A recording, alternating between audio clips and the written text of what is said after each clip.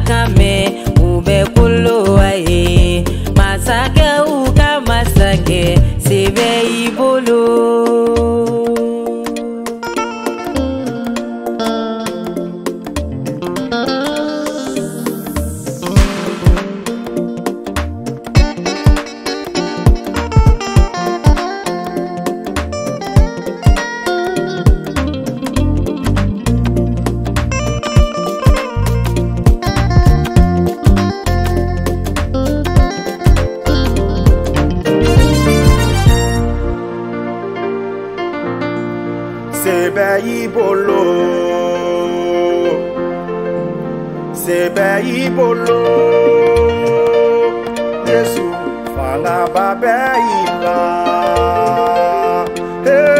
fanga beila sangolo masa oye Yesu ye tugukolo masa Yesu ye ala yere ye Yesu korota masake oka masake Aumbeitano Aumbeitonya